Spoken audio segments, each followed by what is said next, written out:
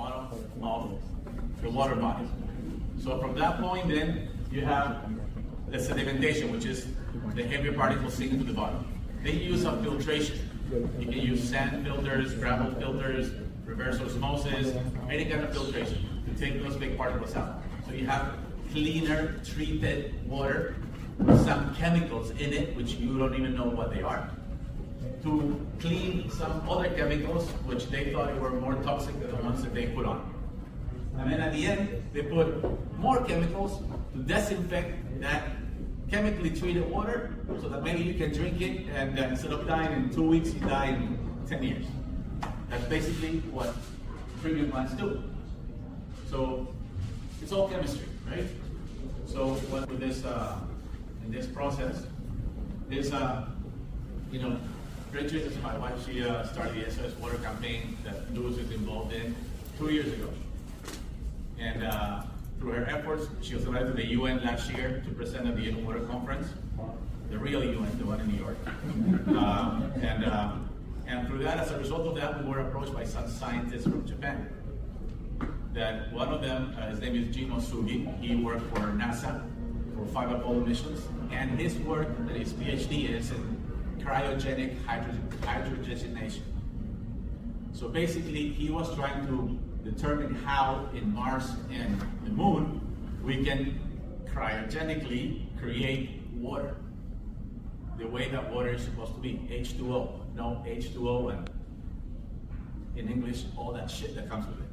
Okay? So basically, he studied all that, and then he went to teach that at Car Berkeley, and then he went back to, he was Japanese, he went back to Japan and developed this thing called KikoTechnology. And it sounds fancy because, oh, it's a technology. Well, it's not a technology, it's a physics of water. Okay? So what he tries to do is this. He realized, in all his studies, chemistry, so you have A, B, chemical reaction, you get C. Physics, you have A, B, physical reaction, you get A plus B. Right? That's for a second grader. Right? So basically, what he said is, let's not treat the water, let's remediate the water. Let's restore it to the way it was supposed to be before it got contaminated by all these chemicals. So how do we do that? Basically, when you get the contamination of all the stuff that throws in there, like excessive phosphorus from fertilizers, you got arsenic, you got ammonia, you got mercury from mining, you got a lot of the pharmaceutical companies throw all kinds of stuff into sulfides, nitrates, everything that is in there. What it does is increases the water tension at the surface of the water. So what happens? An atom is 90% vacuum, right?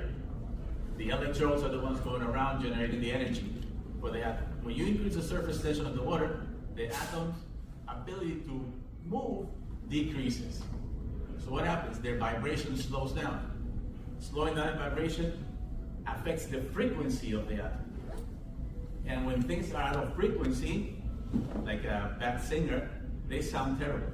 And what happens around it? People leave. What happens in the water? Things die.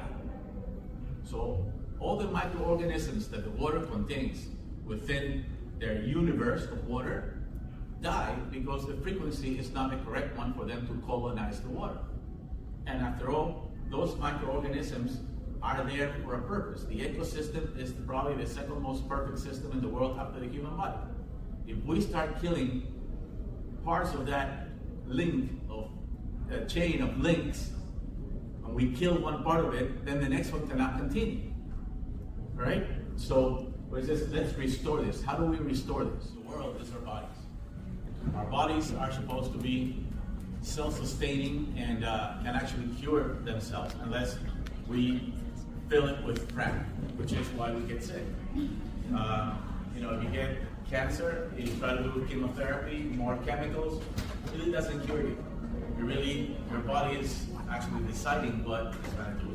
So what we have right now in society is, how do we treat water?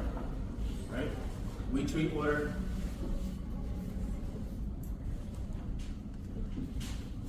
So one of the the 5 steps they do coagulation. For those that you probably know better than me, you put chemicals in there, try to make the particles bigger. You're not in the U.S. It's a very general question.